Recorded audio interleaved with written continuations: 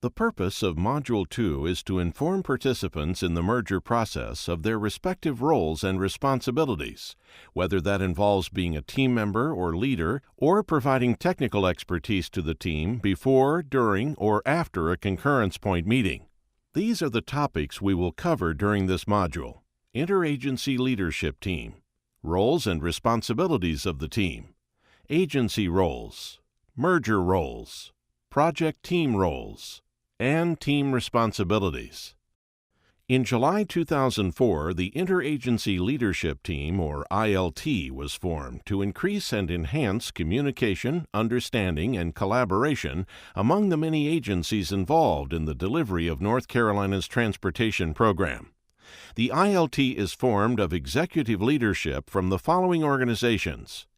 Within North Carolina, there is the Department of Transportation, Department of the Environment and Natural Resources, Department of Commerce, Department of Cultural Resources, Wildlife Resources Commission.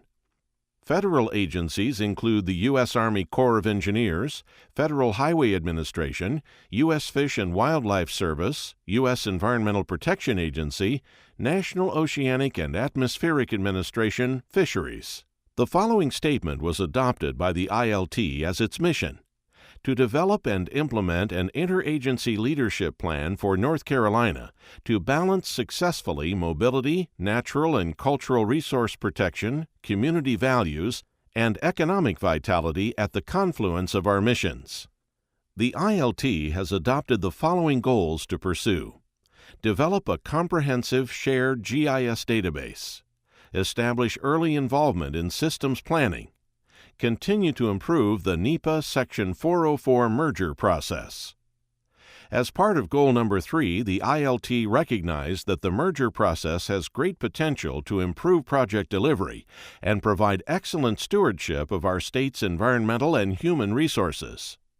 One area the ILT targeted for improvements is the roles and responsibilities of merger participants. The ILT believes that guidance was needed to provide participants of the merger process with an understanding of the roles, responsibilities, relationships, rules, and expectations needed to operate in the merger process. To this end, the ILT chartered an interagency team to develop specific roles and responsibilities for merger participants. The following statement was adopted by the Roles and Responsibilities team as its mission: improve the efficiency of Merger 01 project team meetings. Please note that 01 is no longer used to describe the process. The following was developed by the Roles and Responsibilities team as its main objective: develop a standard operating procedure or similar type of document that defines and describes the roles and responsibilities of the merger process. This document should establish the expectations or norms for operating the merger process. The Merger Implementation Team, or MIT, was then established to ensure that the roles and responsibilities were carried out. The MIT is a small group of senior-level representatives from the primary signatory agencies that meet on a monthly basis to discuss and troubleshoot any programmatic and policy-level issues that arise regarding implementation of the merger process. Merger roles include primary and partnering signatory agencies.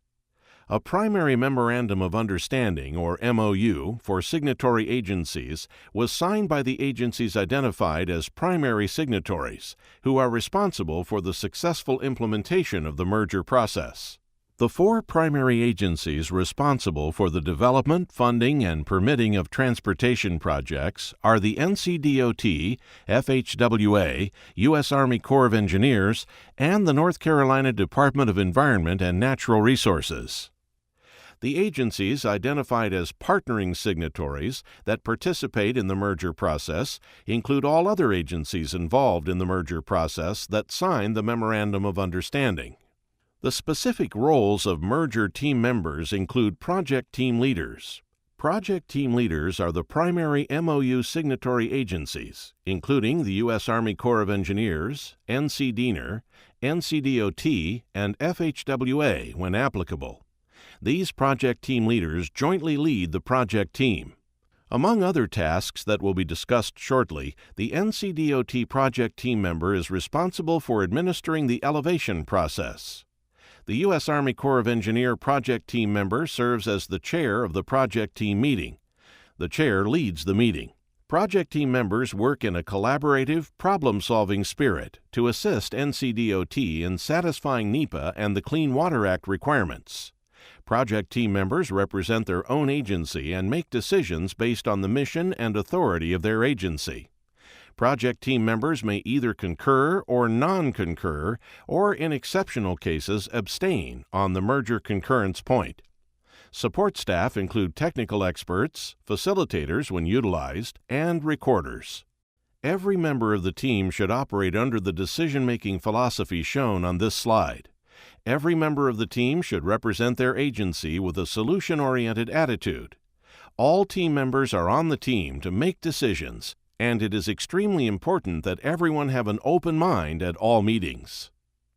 There are 3 decisions a signatory project team member can make at a merger concurrence meeting. Concur, meaning I do not object to the proposed action based on the laws and regulations of my program and agency. Non-concur, meaning I do not concur as the information is not adequate for this stage and/or concurrence could violate the laws and regulations of my program and agency. And abstain, meaning I do not actively object, but am not signing the concurrence form. The merger process may continue and I agree not to revisit the concurrence point subject to the guidance on revisiting concurrence points. Once an agency has concurred at a particular milestone, the team member will not request to revisit previous concurrence points unless there is a substantive new information that warrants a reevaluation. Examples of such include a change in the assumptions on which the project purpose or need was based, a change in the regulatory authority that extends regulatory jurisdiction to include an area or resource that was not previously regulated, a discovery of an impact, resource, or additional information that was not previously identified or did not previously exist, or discovery of engineering limitations. Now we will discuss the specific roles of team members before, during, and after team meetings. Project team leaders are responsible for screening projects for inclusion in the merger process. Generally, they are responsible for guiding the team through the process. Project team leaders are also responsible for reviewing the project materials prior to the meeting to ensure everything is in order before listing the project as an agenda item. Project team leaders are also responsible for reviewing the project materials prior to the meeting to ensure everything is in order before listing the project as an agenda item. Project team leaders determine if a meeting needs to be postponed because of a request for additional information and determine if a meeting in the field is warranted in order to make a well-informed decision. In addition to their role as a project team leader, the U.S. Army Corps of Engineers representative has the responsibility of chairing the meeting. They are to keep order, keep things moving forward, and facilitate the overall decision-making process. At the end of the meeting, the chair will review the project schedule and the next steps in the merger process. The NCDOT team member has several roles, first as a team member, second as a team leader, and third to be responsible for elements leading up to, during, and after a meeting. The NCDOT team member, in consultation with other team members, should prepare the agenda and assemble the project packets, ensuring they are received by the project team at least 2 weeks before the meeting. The NCDOT team member is also responsible for presenting the project information at the merger meeting. The NCDOT team member should clearly state the purpose and objective of the meeting on the agenda. This information should be provided to the team at least 2 weeks prior to the meeting. The NCDOT team member should bring copies of all NEPA documents to team meetings. It should be noted that it is acceptable for informational meetings to be held in place of a concurrence meeting, which is a common occurrence on complex projects. All team members should follow the Public Service Code of Conduct and treat other participants accordingly. The Public Service Code of Conduct can be found under Roles and Responsibilities on the NCDOT website at the address shown on the slide. Project team members are on the team to make decisions and should come prepared to do so. All team members have been appointed by their respective agency and are empowered to make decisions for their agency. Project team members should represent their respective agencies to the best of their abilities and must notify the team leaders if there is a change in their status for participating. They must come to the meetings prepared and notify team members of any concerns or issues. If necessary, they should request additional information in advance of the meeting. It is extremely important that all team members review the project information before the meeting. This will help keep the meetings as efficient as possible. Project team members have an obligation to attend all meetings or have an informed substitute in their place. They should notify the chair if there is a change in their membership or if they feel that their participation is no longer required. Their participation may no longer be necessary if the project is not impacting any resources that they have jurisdiction over. Team members are not to revisit old issues unless warranted by new, substantial information.